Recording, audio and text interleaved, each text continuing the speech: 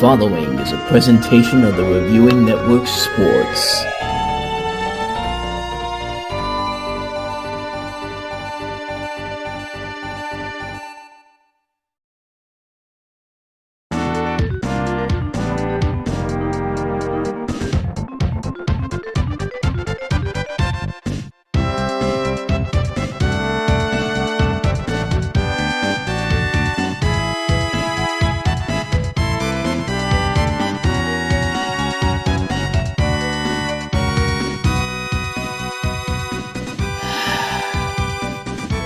Hello everybody and welcome to another episode of the NFL Network.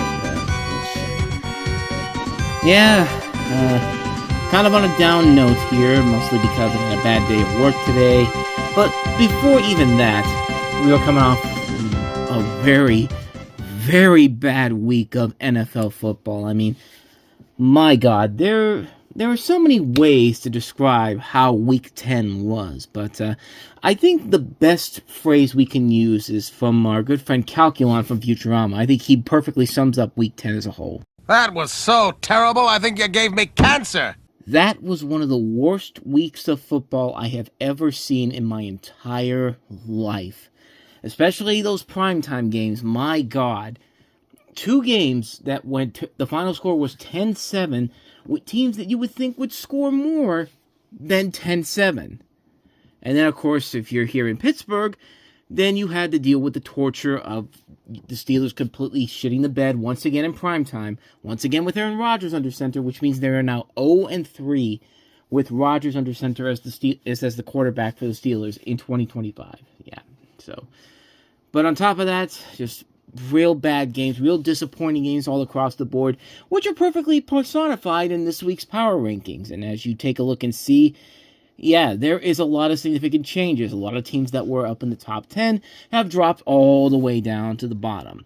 And I'm looking at you, Buffalo Bills, especially after that shit heap performance you had against the Dolphins. I mean, what the I'll touch more on that in the predictions, but new top 5 this week. And people on Threads, get ready to be peeved off about this one. Because, apparently putting the Chicago Bears anywhere in the top 5 is automatically it's amazing how Threads was supposed to be the nicer equivalent to Twitter. And I figured, I'll put my power rankings on all social media platforms. Blue Sky, Twitter, Facebook, of course, and then Threads. I mean, Threads can't be that mean to me.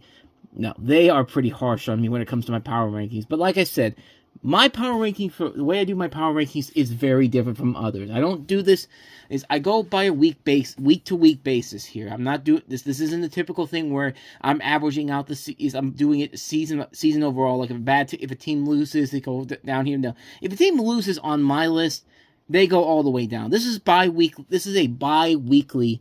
This is a weekly thing. Like it changes very much week to week. So that's what my power rankings are. And if people out there can't accept that, especially on Threads, then I don't know what else to tell you. But I'm going to keep ignoring your comments. I'm going to keep doing what I'm doing because this is what I do here. And if you don't like that, you can go ahead and get out of here. But I don't know. I'm trying to find some enlightenment this week because last week was rough. But number 5, yes, I still have the Chicago Bears on the list. And I'm sorry if people don't want to accept it out there, but the Chicago Bears are one of the better teams in the NFC North. Like, the Vikings are not that good because, like I said, they're trotting out J.J. McCarthy when he's clearly not ready yet.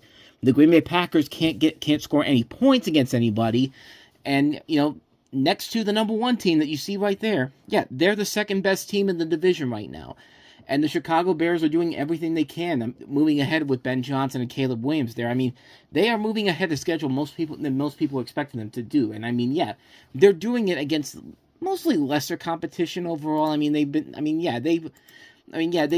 doing well against teams like, the Cincinnati Bengals, and just this past week with the New York Giants, which you could basically sum up to the Giants' loss, the Giants losing that game mostly because, their rookie quarterback went out with another concussion. But this is real. They're doing very good right now. They're better in the position where they were at the start of the season when they started 0-2. They won 6 of their last 7 games. So what else am I going to do on here? Like, what other team am I going to put on there? Like, I mean, Baltimore will be in there sooner rather than later. The Rams will be in there sooner rather than later. Like I said, it just depends. It's just a week.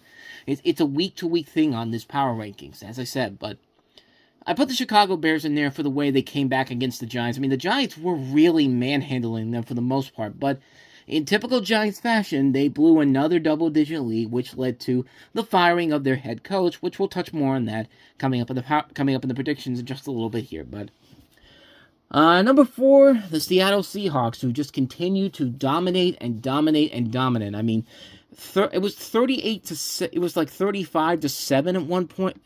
I think it was at the end of the first half of the against the Arizona Cardinals. I mean, the Cardinals were just terrible in that game. It was mostly because Seattle was just dominating one by one by one. It's just like, my God, Seattle, Arizona, do something. And yeah, they didn't score any points. No, it was 38 to 7. I'm sorry, it was 38 to 7, and they made it a respectable 44 to 22, but that didn't make much of a difference for the Arizona Cardinals. But for the Seattle Seahawks, they are really one of the more dominant teams right now, and they are doing it in all facets, all across the board here. I mean, it's a really good football team right now. And now here comes your ultimate test coming up, because you got the Los Angeles Rams. You got them coming in here, the first of 2 times you'll see them this season. And this will really decide who will be the best in the NFC East right now, because it's really a 2-man race between the Seahawks and the Vikings right now. And right now the Seahawks are leading it. Can they hold on to it? We will find out in a little bit of my predictions, but that's why they're there. Number 3, the New England Patriots, which, ladies and gentlemen, yes, the evil empire has risen once again. You know, as Oscar Isaac said in Rise of Skywalker, somehow, some way, the evil has returned. And New England, I'll give it this: Tampa Bay made it. Tampa Bay didn't really make it close until the fourth quarter, but hey, New England still doing what they're doing best. Drake May's putting up some good numbers. I mean, this was what everyone was expecting when Mike Vrabel came back into the picture for the Patriots and as their head coach. I mean, they're doing everything that Gerard Mayo couldn't do the year before. And yeah, things are looking pretty good right now for the New England Patriots right now, and more than likely they are going to be the AFC East winners, especially now with Buffalo shitting the bed in the worst possible time. But back up into the top 5, and number 2 is the Indianapolis Colts, who rode on the back of Jonathan Taylor to basically give him that win against Atlanta. I mean, that was pretty much what was to be expected with that one there. If you got Jonathan Taylor there, who's having a banner season, he's going to have the best. He's going to have the best, and just have the best day of your career. 244 yards. I think it was his best overall day, if I'm not mistaken. I could be wrong on that, but if it was not, it was very much high up there. I think it was the second best then at that point. But Colts came back after the Falcons led a convincing lead, and once again the Falcons blew another lead overall. But hey, Indianapolis is hanging in there. They get to the bye week at 8-2, and now your biggest test of all comes up if you're the Colts. You've got the Kansas City Chiefs next time you come out onto the field, and yeah, that's going to be a very, very tough game overall. Like, you better show up for that game if you want people to take you seriously as the best team in the AFC East right now, because you beat the Chiefs and you possibly have a chance to maybe secure the number 1 seed before sooner rather than later. But then again, you never know, because Houston and Jacksonville, they're still hanging in there. Houston actually has more upside than Jacksonville right now, and I'll touch on why just in the predictions and all that. But back up to the number 1 spot this week is the Detroit Lions. And when Dan Campbell comes in and says, I'm going to take over the defensive calls, hey, it worked in the favor. But then again, they were playing the Washington Commanders, who are so decimated and so disastrous right now.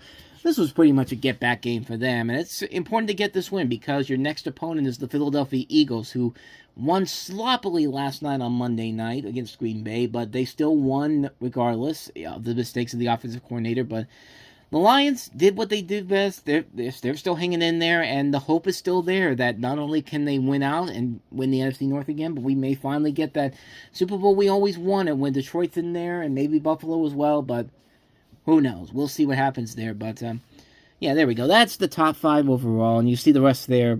Yeah, but with all that said, let's go ahead and move on to the predictions for this week. Week number 11 in the NFL predictions. And in terms of my predictions overall, it wasn't the worst, but it wasn't the best either. And especially, I'll tell you what it was. That early afternoon window on Sunday really killed my predictions overall. The Bills losing to the Dolphins, the Jaguars losing to the Texans. I mean, those were pretty big ones overall. And of course, the Packers losing to the Eagles on Monday night was a big loss there. But hey, I'm still. I mean, it's not the worst, but it certainly isn't great either. But at least it's average. That's pretty much my standings right now, average overall. If you want to know what the total is so far with my predictions so far, let me go ahead and see if I can find it here. Go to ESPN here and see where it is. Let's put it this way: my average for the year is 87.61. I'm 379,190 in the rankings. 72.9% percentage correct. 870 points. And I'm in two groups. One is Big Ten Boy, where I'm at 59th place.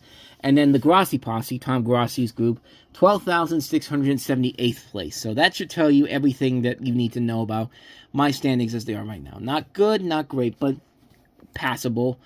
But let's see if we can change that this week with the Week 11 predictions here. And I'll give it this: the Thursday night football games this year have actually been kind of entertaining. Last week was kind of a dud with the Raiders and the Broncos overall. But let's see if we can turn the tide this week with our Thursday night game this week, and that is the New York Jets taking on the New England Patriots. Oh boy. Yeah, it looks like we're heading back into crappy Thursday night football. And I'll give it this: it took them 10 weeks to get to the worst Thursday night football game of recent memory last week with the Broncos and Raiders. But yeah, the Jets and the Patriots, this could be pretty rough. I mentioned the Patriots already. Barely got out of Tampa Bay with a win. They dominated for the most part, but then of course Baker Mayfield tried to come back as much as he could in the second half of the game, but it was too little, too late.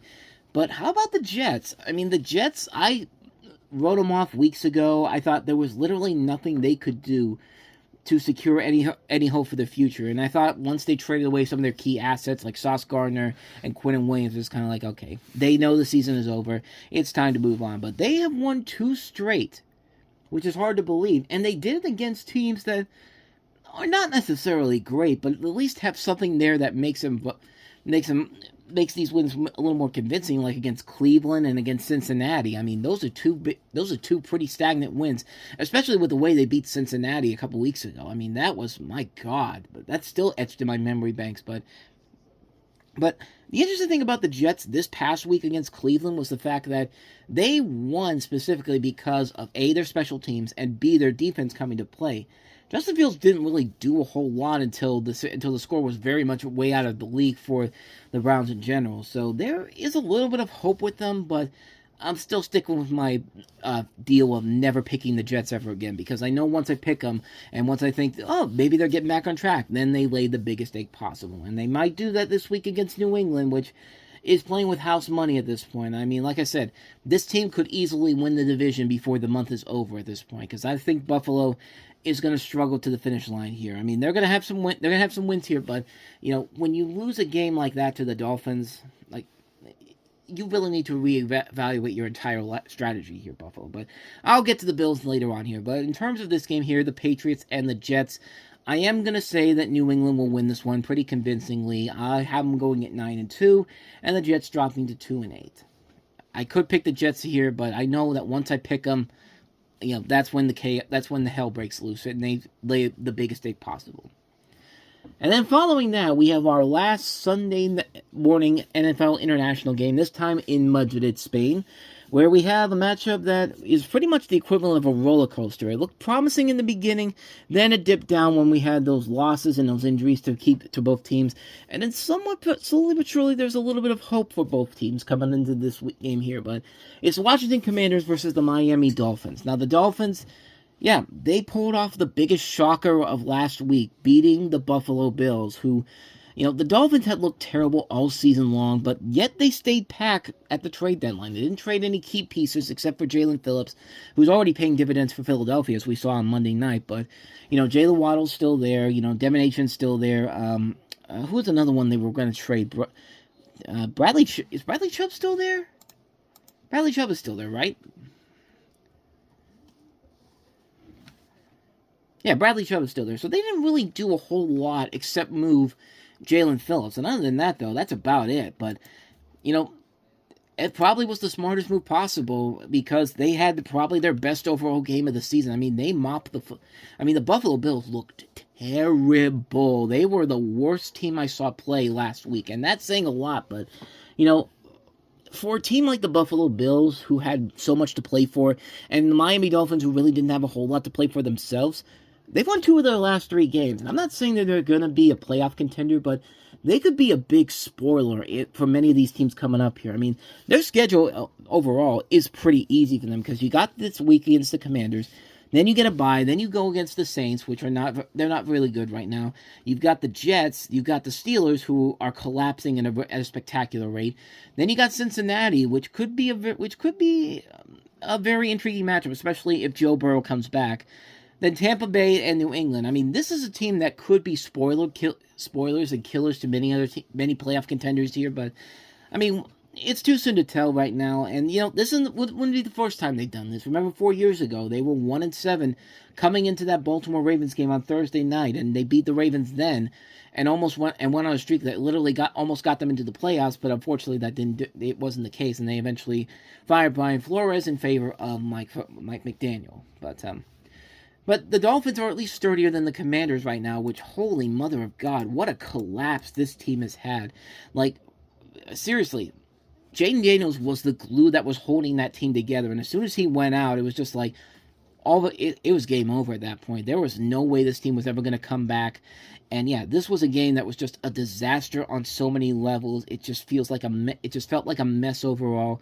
And really, there's just nothing left to him. If they're really thinking about bringing Jaden Daniels back, because they didn't put him on injured reserve or anything, they think he could return within 2 games, which I don't know how that's possible, because we literally just saw him with a dislocated shoulder. Like, I mean, granted, it wasn't his throwing shoulder, but at the same time, it's just kind of like, how is he supposed to play like that? Like, it doesn't make any sense, but it looks like we are getting Marcus Mariota for 1 more week, and there are still several key pieces on this team that are very much depleted overall. I think the season's pretty much over for the Commanders. I mean, like I said before, I think Philadelphia has pretty much cemented another NFC East title, which would be the first time that would happen in 22 years. I had the Commanders possibly beating that, but, I mean, at this point, there's nothing about the Commanders that really gets me excited about them at all, so...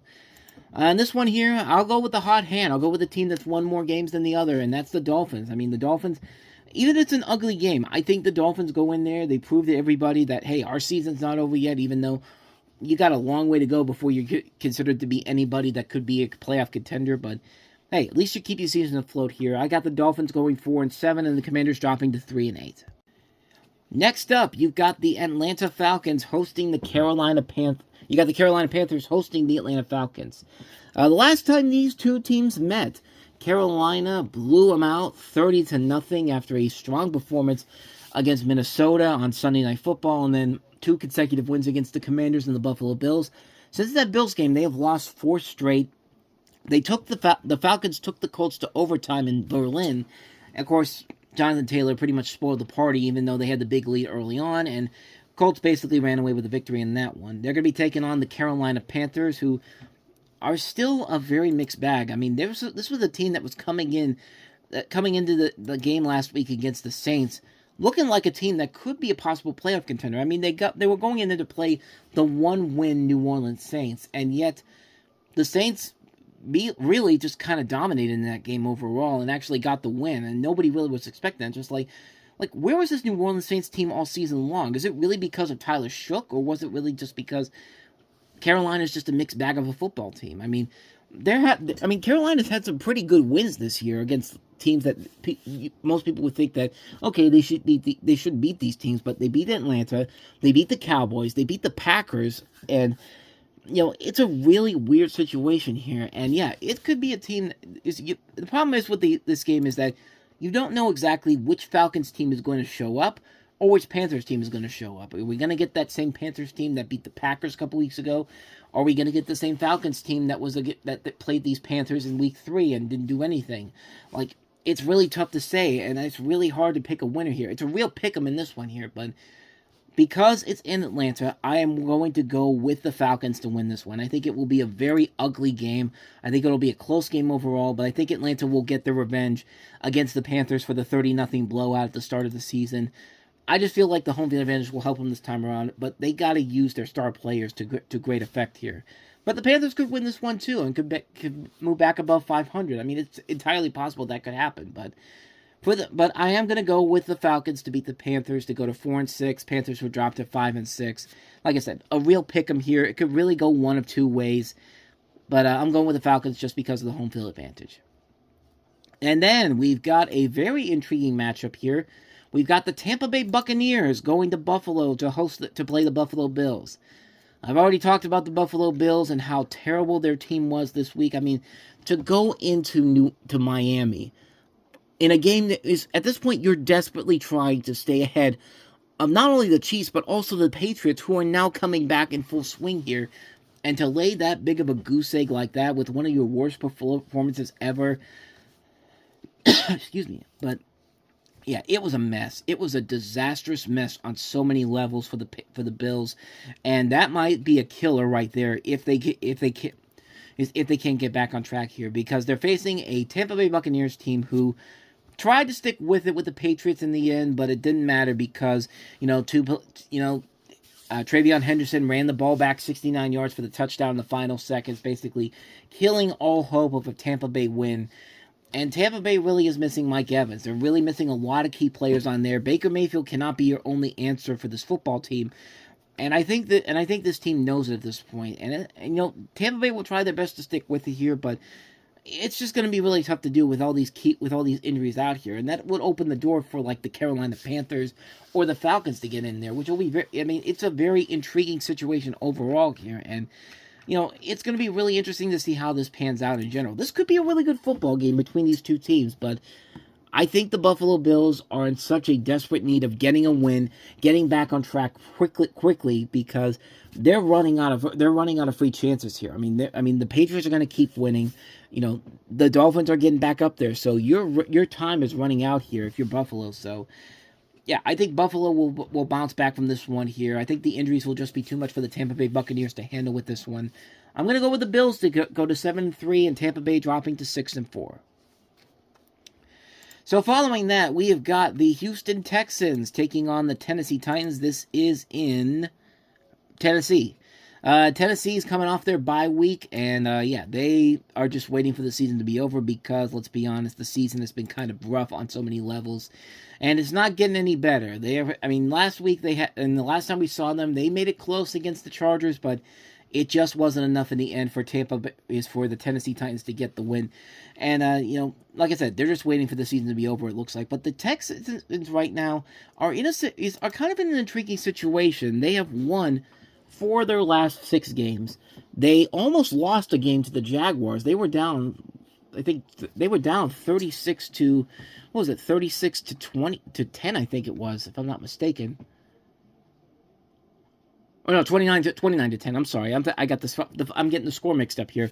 They had a 29 to 10. They had a 29 to 10 lead. The Jaguars did, and they completely blew it. And saw the Texans with Davis Mills of all people coming back and getting them to a win to get them to win at 36 to 29. So the situation for them is not as dire as it was at the start of the season. But this is a matchup that I think the Texans can easily win, even if without C.J. Stroud, because the Tennessee Titans are just not a good football team right now. And like I said, they're just waiting for this season to be over. And within a couple of weeks, they'll be out of playoff contention, and they'll be thinking about the future and maybe potentially another number 1 overall pick in the draft. So I'm going to go ahead and take the Texans to win this one. I think this one's not really that hard to do. They'll get back to 500, and Tennessee will drop once again to 1-9. So following that, you have got the Chicago Bears taking on the Minnesota Vikings. And of course, this is how the season began. When the Vikings went to Chicago, Chicago had a lead going into the third quarter. They were up 17-6, and then J.J. McCarthy came back, allowed 21 answered points. The Bears allowed 21 unanswered points, including touchdowns to Justin Jefferson and Aaron Jones, and the Vikings ended up winning that game 27-24. So, needless to say, I think the Chicago Bears want their revenge in this game here, and they're going into Minnesota, who didn't really do anything against Baltimore, which was not really much of a shocker because it's the Baltimore Ravens, and Lamar Jackson's record with the NFC is impeccable, and very rarely does he lose to this team. So yeah, not really much of a shocker at all that the Vikings lost to the Ravens. And like I said, JJ McCarthy right now is just, I think people are putting him in a higher pedestal, even though he hasn't really looked that good this season. His first 2 division wins were winners, but at the same time, they weren't spectacular ones. The Lions one was more intriguing, but more interesting. But at the same time, the Lions did come back in that one in general here. But the Chicago Bears, I think, want their revenge for what happened in the Week 1 loss, a win they should have had, but of course they didn't. Of course, it didn't happen, but.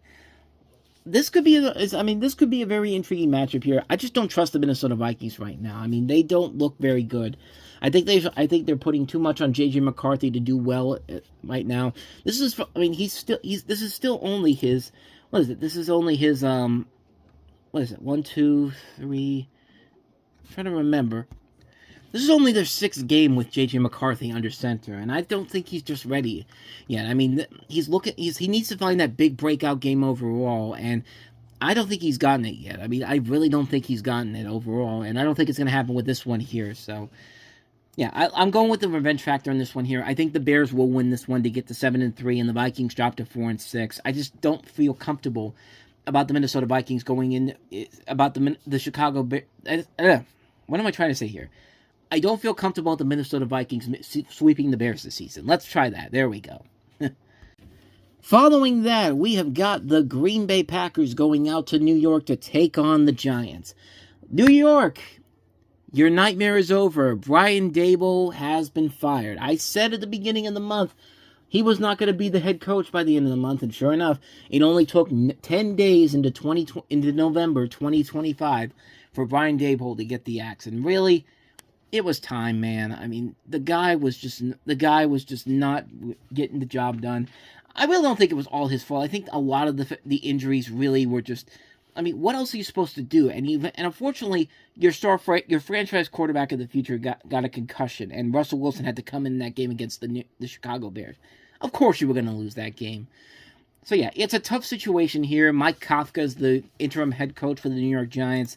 I really don't think it's going to make much of a difference because it's more than likely going to be Russell Wilson under center unless Jackson Dart does play, which I saw something not too long ago that says he might actually wear a guardian cap like Romeo Doubs and a lot of other players wear to protect them from concussions and all that. So he could play, but I just don't think it's going to make much of a difference in the end, especially with a team like the Green Bay Packers. But then again, the Packers have done jack shit ever since beating Pittsburgh. Essentially beating Aaron Rodgers was basically their Super Bowl at this point because since then, they have looked terrible on offense. I can't believe how awful this offense is. This is a terrible offense right now. They could barely put anything together against Philadelphia. They couldn't do anything against Carolina. They barely got out of Arizona with a win a couple weeks ago. This team just hasn't looked like the same team it did at the start of the season. The team that everyone was expecting to be the NFC representative in the Super Bowl, especially Micah Parsons. But he hasn't done much either. There really is not a whole lot there to like about this Packers team overall. When you lose 2 straight at Lambeau Field, that's a pretty big deal. But the Giants right now, it's a tough game overall because on paper, yes, the Packers should win this one. But with the way they've been playing the last couple of weeks and seeing no signs of hope of how to fix this offense overall, it could be a shocker if the Giants end up winning this one here. It wouldn't be much of a shocker if the Giants win this one. It could be that thing. Getting rid of Brian Daboll may be the thing that finally puts the Giants back on track a little bit here. But the Giants season is pretty much over. But also remember, the Giants, last time they were in MetLife with the Packers, beat them on a Monday night 2 years ago. So there's a lot to take from there. But for this matchup here, I'm going with the better team overall, and that is the Packers, despite their troubles in terms of the offense and all that. But I think they barely eke out of there with a win. They get back on track. They move back up to 6-3-1, and the Giants drop to 2-9. Just neither one of these teams are looking great right now. But if I had to pick a winner, it's probably going to be the Green Bay Packers, just because of the way that they've put themselves together. And yeah, that's what I'm going with here. Green Bay gets the win here against the Giants. Then following that, we have the Cincinnati Bengals going to Pittsburgh to take on AIDS. Straight up AIDS. That's what the Pittsburgh Steelers are. I'm not even going to call them the Steelers right now because they are just straight up AIDS. It is torturous to watch this football team right now because it is clear they have not changed anything at all. There are new faces involved, but nothing about this team has changed. This is literally the equivalent of having AIDS. And in more ways than one, because not only is this a terrible disease of a team right now, but this is a team that hasn't been relevant since 2000, in nearly 20 years. I mean, that's how bad this football team is right now.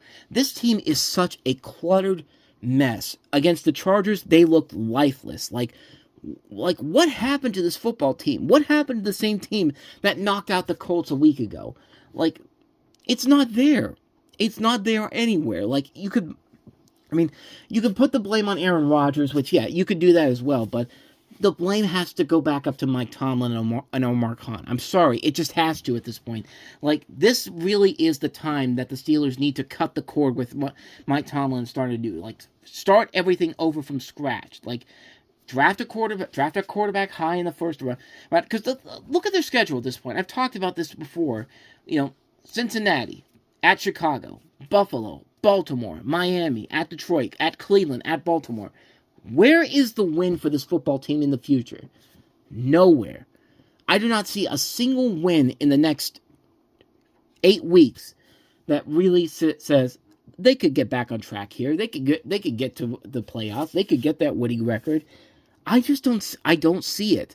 Nothing has shown me that this team is confident, that is convincing me or the fans of this town, the fans in quotation marks, that are expecting more from this team, which I really don't think there are that many fans here anymore. I mean, yeah, you saw them all on Sunday night there, and you know those people came out all the way from L.A. and all that and all these other places to go to that game and see the Steelers dominate. It was more of a home game for the Steelers than the Chargers, and the Chargers mopped the floor with them. With as much of the problems they have on offense right now, this is a terrible football team right now. And they're going up against Cincinnati, who the last time we saw them, yeah, they aren't winning games, but Joe Flacco is throwing the ball like crazy because he's probably hawked up on something illegal. Because, yeah, there's no fucking reason why Joe Flacco should be this good at his age, and Aaron Rodgers isn't. They're both the same age. I mean, it's literally almost the same thing. It's just like... And, of course, the last time these two teams met, it was a close matchup overall that ended up with Cincinnati getting the win. And, you know... And Cincinnati, they're hopeful that Joe Burrow can come back in the sooner rather than later because he's already started practicing again this week. So there's the indication that he's going to be ready to go in a couple weeks' time. So, I mean, on paper, yes, the Steelers should win this one. In any other year, I would say the Steelers, but there's just nothing left for this football team for me to get excited about this year. I can't pick them to win this one. I just can't. Like I can't get my hopes up and get my heart broken once again. So yeah, I am gonna pick the Cincinnati Bengals to sweep the Steelers. It will probably be the most notable things that happen to them this season because I don't think Cincinnati's going places. Unlike the other team that's gonna probably surpass the Steelers this week as well. But I'll get to them in just a second. But Cincinnati, I think, wins this one, goes to 4-6. Steelers drop to 5-5, and the only good thing that will come from these next couple of weeks is that the Pittsburgh Steelers don't have to wait till December to disappoint their fans so that they'll have a terrible holiday season. They're going to do it early in November so we can actually focus on other things that are important in life, such as Christmas and our families and anything that doesn't involve this team right now. Because really, I cannot take it anymore, man. I'm not getting my hopes up anytime soon. The Steelers are on the same pathway with the Jets for me right now for the rest of the season. I'm not picking them again because I am not confident that this team will win a single noteworthy game and get themselves back into the playoff push. It's just not possible right now with them. I just can't take it anymore. Thank God there are no more primetime games with them this season on Sunday Night NFL Rewatch because I don't think I could take another game like last Sunday. I mean, that was torturous to watch. I mean, that was worse than the Packers loss because the Packers loss at least they were trying. But in the Chargers game, it's just like, nope, we're not even going to bother trying. So, screw you. Just like, okay, I'm over it right now. So, speaking of the Chargers, they are the focus of our next game here. We've got the Jacksonville Jaguars taking on the Los Angeles Chargers. As I mentioned before, Chargers mopped the floor with the Steelers on Sunday Night Football, and they're going in to take on the Jacksonville Jaguars, who had a chance to win the game up 29-10, and then they blew that lead so badly to lose 36-29. And the day just got worse for the Jacksonville Jaguars because Travis Hunter, the number 1 overall pick for the Jaguars this year, has been ruled out for the rest of the season. So his season is pretty much over, and the season right now is looking dire for the Jacksonville Jaguars. And I made this prediction last night, thinking that not knowing what was going to happen to Travis Hunter, but yeah, this is not looking good for the Jaguars overall. I mean, both of these teams are really dealing with a lot of injuries overall, but the Chargers are dealing with the worst of it. But nevertheless, they are still finding ways to win these games overall, and like the Steeler game, like their offensive line is completely decimated, and yet they didn't. Justin Herbert didn't have anything really bad happen. Well, technically, that's not true because Justin Herbert did get sacked a couple times and limped off the field, and yet he did not miss a beat at all. So the Chargers, I'll give them this: they are doing everything they can to stick ahead of the Kansas City Chiefs, but I mean, I don't know if it's going to keep up with them for the rest of the season, but this is a game that I originally had the Jaguars winning. I think I actually am going to change this one here. I'm going to change it to the Chargers winning this one here because I just don't think Jacksonville has enough juice left. You know, Travis Hunter being out is a big deal for them. He's shown a lot of promise early on, but, you know, not having him for the rest of the season is going to be a big deal overall. And just this Jacksonville team just looks like a cluttered mess overall. I can't really get a grasp on this team. I think the Chargers are playing with house money right now. So I am going to change my pick. I originally picked the Jaguars, but after the Travis Hunter injury news that kept him out of the season, I am going to pick the Chargers to win this one to go to 8-4 and the Jaguars to drop to 6-5. I just don't think that. I think the Jaguars are on thin ice right now. And I think the Chargers keep up the pace as much as they can until they have to face Kansas City again midway through the season. But keep getting these wins, Chargers. Keep Patrick Mahomes and company away from the playoff push once again. Please, for the love of God, do that for all of us. By the way, I realized my mistake after I recorded that. The Chargers would actually be 8-3 at this point, and the Jaguars would be 6-5. I'm sorry, that was my mistake on that front. But now that's wrong too. Jaguars will be 5-5. What the hell am I talking about? So after my update, I'll just say this: Chargers would be 8-3. Jaguars would be 5-5. I'm getting my numbers confused here. I'm sorry about that. I need to be more professional on this thing, but I don't know. But I don't know. Like, I don't know what's wrong with me, man.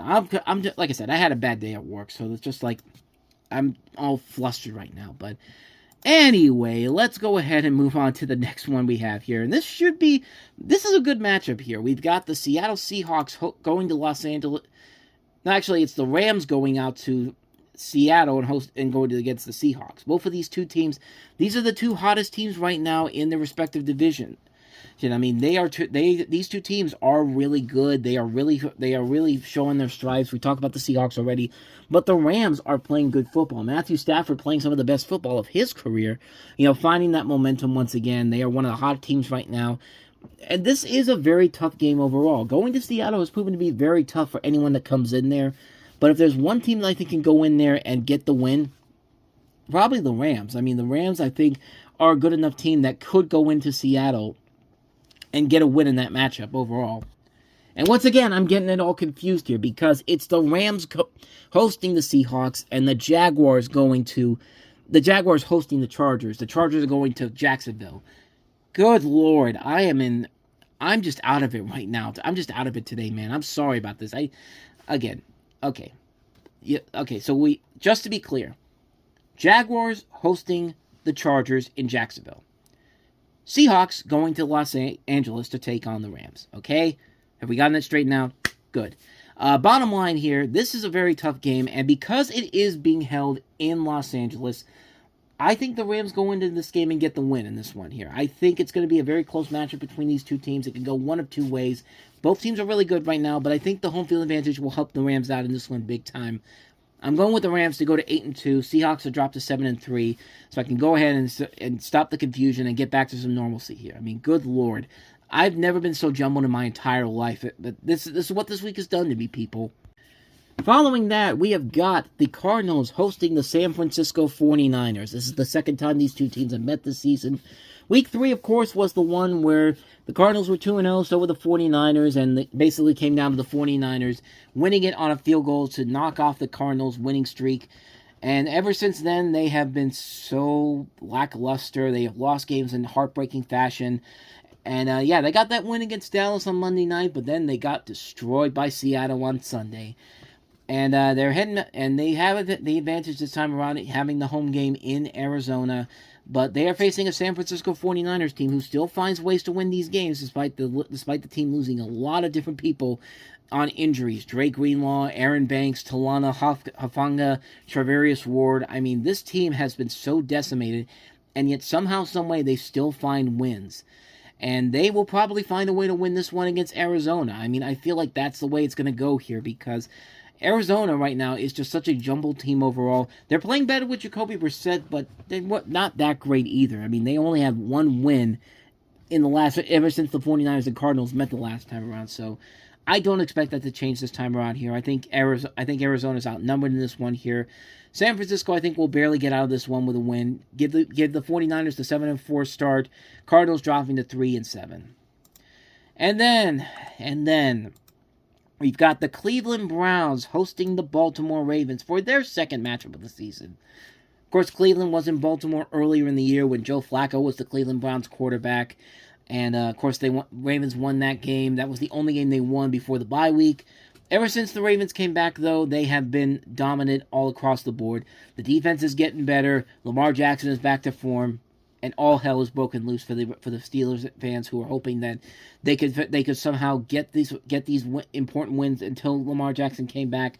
And now this is literally the chance where the Steelers can not only lose to Cincinnati, but also lose the playoff spot by watching them beat one of the worst teams in football in the Cleveland Browns. Defensively, they look great, but offensively, this team is garbage all across the board. Now, the Browns have beaten the Ravens in Cleveland the last couple of seasons. I think they have been dominant since at least for the last couple of years. Let me see what the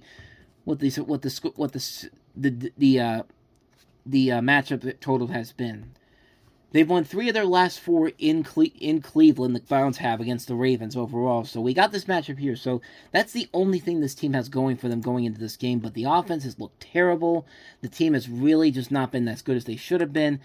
And, the Browns' defense overall has been great, but it's not enough to carry them to wins overall. So I would not be shocked at all if the Browns lose this one here. The Ravens are just playing with too much house money right now. The Ravens are back, just like we expect them to be at this point in the season. Ravens go to 5-5, Browns drop to 2-8, and every Steeler fan, including myself, wants to commit suicide because we just let the Ravens steal another division title for them once again. And then following that, we have the Denver Broncos hosting the Kansas City Chiefs. The Broncos, coming off of that win that really shouldn't have been a win for either one of those teams against the Raiders on Thursday night. I mean, what the fuck was that, Denver?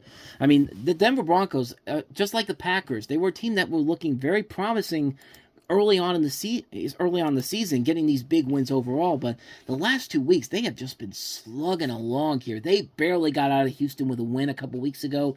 And then they barely got out of that Thursday night game against the Raiders with a win either. They've only scored 28 points, which is less than the 2 wins they had against the Giants and the Cowboys. Like, they won against the Giants by 33. The Cowboys, they beat them 44-24. But the last 2 weeks, they haven't even managed to match one of those 2 games that I just mentioned. Like, if you think you're going to have Kansas City come into your building and beat them by like 10 points and all that, you're out of your goddamn mind. But they are going to be taking on the Chiefs coming off of their big loss to Buffalo last week. And, right now the Buffalo Bills are kind of slugging right now. And, obviously the Chiefs are not as strong as they usually are. But at the same time, This is what they usually do. They usually wait and see for the competition to hold up here. But right now, the Broncos and Chargers are still winning. One would think that they would like to keep that way, but this is going to be a tough game for Denver overall. This is going to be one of those games where it's going to be so hard for the Broncos to keep up the pace here, especially the fact that they only scored 28 points in the last 2 games on offense, and the offense has just been terrible. I just don't think it's going to be enough for the Broncos this time around. They've had a good record at home over the last couple of weeks, but I think that's going to come to an end this week when Kansas City comes to town. I think the Chiefs win it, go to 6-4. Broncos drop to 8-3, which they'll still be up in the top of the AFC East, but this is a loss I think that they're going to have easily in this one here. I just don't trust the Denver Broncos right now against Kansas City. Not at the very moment. And then we have our Sunday night NFL rewatch matchup of the week. We've got the Philadelphia Eagles hosting the Detroit Lions. The Eagles are 7-2 despite the fact that they did not look good last week on Monday night against Green Bay. They did just enough to get the win. And it was their defense that did much of the work. Like I said, Jalen Phillips, their big acquisition from Miami, really paid dividends for them in their first game out there. And he may be the missing piece that keeps the Eagles afloat overall, but you got to score more points on offense, especially with a team like that. I mean, 10-7 was the final score in that game against the Packers. 10-7. With an offense that includes A.J. Brown, Devontae Smith, and Saquon Barkley. Yeah, it's pretty rough overall here. And you're going up against the Detroit Lions, who have been a mixed bag team this season. There was a brief period where they looked really good, but they lost to Kansas City, they lost to Minnesota in embarrassing fashion, but they got a big get-back game last week against the Commanders, and now this is a game that could be very much deciding who NFC playoff home field at this point here. I mean, this could be a really good matchup overall. However, because it's being played in Philadelphia, and because it really doesn't matter the whole tush-push controversy thing. You know, they say, we're going to watch it closely, and yet you still critically miss them in games. You missed them several times in the Green Bay Packer game yesterday. Like, I mean, I don't think the Detroit Lions will have enough energy to get the win in this one here. I think it's going to be a very tough one for the Lions to take, especially in Philadelphia. But, you know, like I said, the Eagles slumped it a little bit. Offense, you know, Kevin Patullo really has not been as good as everyone expects him to be. Like, I cannot talk right now. I'm sorry, but I mean, the Eagles have got to have a better performance than what they had last week. I mean, that was an abysmal performance last week, but on Monday night by them, and they got to do better. Which I think they're going to do a lot better in this one here. I want it to be a close matchup here. I think this could be a playoff preview overall, but I just feel like this is going to be one where the Lions aren't going to show up for this one here, and the Eagles will. I've got the Eagles winning this one here. They go to 8-2. Lions dropping to 6-4. I think it should be close, but my senses are telling me that it's probably not going to be close at all. And then finally, we have our Monday Night Football matchup, which I don't know why the fuck this is a Monday Night Football matchup at all, because my God. We've got the Las Vegas Raiders in primetime once again. For some stupid reason, they are taking on the Dallas Cowboys. Seriously, why are the Raiders in primetime once again? What have they done this season to warrant not 1, not 2, but 3 primetime games this season? I mean, was getting Pete Carroll and Geno Smith really that exciting for this team? Because so far, he's been absolutely terrible. And they keep putting Kenny Pickett in the worst possible times. Like, times when the game is completely out of their realm and nobody's really doing anything. It's just like why are you wasting our time with this? Like, it doesn't make any sense at all. And, you know, the Raiders just don't look like a good football team this year. They just don't. And they need a new quarterback besides old relics like Geno Smith and even Kenny Pickett. But they are facing the Cowboys overall, who are a very mixed bag team. They had their bye week last week, and last time we saw them, they looked pretty bad against Arizona. Like I said, it's their kryptonite along with the Denver Broncos, so really not much of a shocker there at all, but they at least did try to come back in that game. And they have added help to their team in the at the trade deadline. They traded for Quinnen Williams. They also managed to get, what else did they get? I thought they got somebody else. They got Logan Wilson from the Bengals. And so it's going to help to add some pieces to a defense that is desperately missing Micah Parsons overall. But this should be an easy game for them regardless. The Raiders are just a terrible team right now. They are not good at all. They are good, and they are pretty lousy, especially in a game like this where they're the only thing out there. This is going to be torturous to watch if you're looking for an exciting matchup here, because I don't think it's going to be there for this team. So I am going to pick the Cowboys to win this one, to go to 4-5-1, and the Raiders to drop to 2-8. I mean, just a terrible Monday Night Football game this week. Which actually, here's something quite interesting I found out about this game. Not the game itself, but Monday Night Football in general this year. A lot of away teams have won this year on Monday Night Football, and this is unusual. I don't know if this is like a record or so, but think about it. I think I might have brought it up already, but, Minnesota won in Chicago.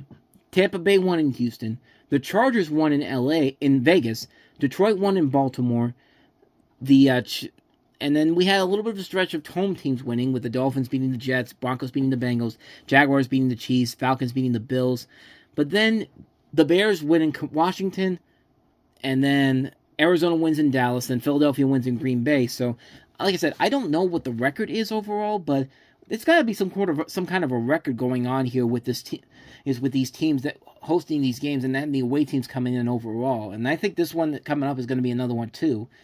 Yeah, it's a very, very weird situation going on with Monday Night Football. And like I said, I don't know if this is if this is officially something that is just, this is a record or so or not, but it does feel very, very weird that the away teams are winning more games this season than the home teams are. Just very, very odd overall. Just wanted to bring that up there, but this is probably going to be another one where the home team loses to the away team. So with that, just to recap my predictions: Patriots over the Jets, Dolphins over the Commanders, Falcons over the Panthers, Bills over the Buccaneers, Texans over the Titans, Bears over the Vikings, Packers over the Giants, Bengals over the Steelers, Chargers over the Jaguars, Rams over the Seahawks, 49ers over the Cardinals, Ravens over the Browns, Chiefs over the Broncos, Eagles over the Lions, and the Cowboys over the Ravens. Now, before we go, I do want to bring up the two tragic deaths we had this past week since we left the air. I'll start off with the one that happened on last Thursday, and this was really and this obviously was a real shocker to everybody. Marshawn Nealon, who died, who from a gunshot wound following a police pursuit hours prior. It was ruled a suicide. He killed himself. He was only 24 years old when he died, and that was really just such a tragic event, especially considering 2 days before his death, he scored his only touchdown, recovering the block punt in the end zone against the Cardinals that essentially put them in the game at that point. And it was just something where it's just kind of like, I mean, it's hard to believe that 2 days after that moment, he's no longer with us, and it's just such a tragic story about what happened to this guy. And it really is something where, we don't talk about it as much anymore, but I mean, suicide is still very much out there for a lot of people in real life. It's not something that you can make fun of. I mean, yeah, I made fun of it as how watching the Steelers and all that, but I am not suicidal in any real way, shape, or form.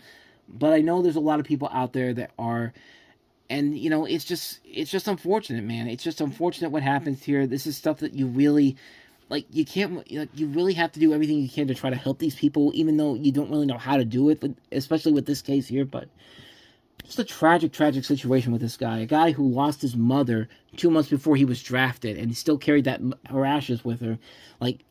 I mean, I can't imagine what her mother up in heaven is going to be like, when she found out that her son killed himself, and he was right there. It's just it's tragic, man. It's a tragic situation overall. My thoughts and prayers go out to the Nealon family overall. Just unfortunate death that happened there for their family. Just 24 years old, man. That is way too young for him. But on top of that, we also had another tragedy on Sunday before the games took place, and that is, of course, the death of Paul Tagliabue, who was the commissioner of the National Football League from 1989 to 2006 before Roger Goodell eventually took over. And he died at 84 years old. He lived a very good life. And honestly, I thought he died years ago. It's another one of those deaths where you don't think about the guy too much. And then when you see that he's dead, it's just like, wow, I thought he was dead. I thought he died years ago. But no, this was a thing where it happened last Sunday, and before it was cool to make fun of the commissioner with Roger Goodell, and Roger Goodell basically going to the draft every year, everyone booing him, just like, hey, come on, motherfuckers, come get me. But no, nobody really did that for Paul Tagliabue. He had a lot of respect in the NFL. He did a lot of things to help the NFL grow into the phenomenon that it is today. I mean, think about all the things he did. This is from Wikipedia, and this is all stuff I knew about, but he added 4 new franchises: the Carolina Panthers, the Jacksonville Jaguars, the Houston Texans. What was the last one he added in? What was the last one?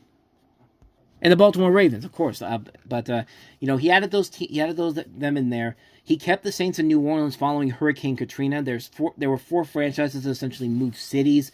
Of course, the Rams did it a couple times. The Raiders did it a couple times.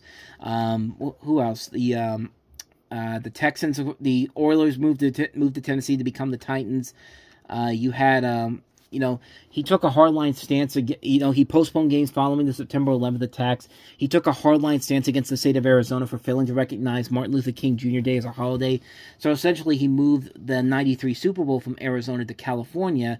The Super Bowl would eventually go to Arizona 3 years later, but he helped to establish the World League of American Football in 1989, and he had all these things. He was also the man responsible for the salary cap change that happened. I mean, there was a lot of things that he did before he eventually walked away, and he did a lot for the league. A lot of people really don't understand were critical moments in this whole thing, and it was a very, very big thing overall. What this guy did overall, he was really somebody that a lot of people in the league respected, and it's just a shame that he's no longer with us anymore. And 84 years old, he lived a good life. He gave the NFL the respect and the power that it needed to become the league that it has become today overall, and he will be sorely missed overall easily. So 2 very tragic deaths that happened this past week: the deaths of Marshawn Kneeland and Paul Tagliabue. And that's how we will leave our show this week. Thanks for watching this, and it's been a rough week for everybody involved here, whether it's because of just the unenjoyment of the games this week, or just because of what happened with these two tragic deaths. It's just been a tough week overall. Let's hope the rest of the week goes. Let's hope next week is better, and I'll see you guys next time. Thanks for watching.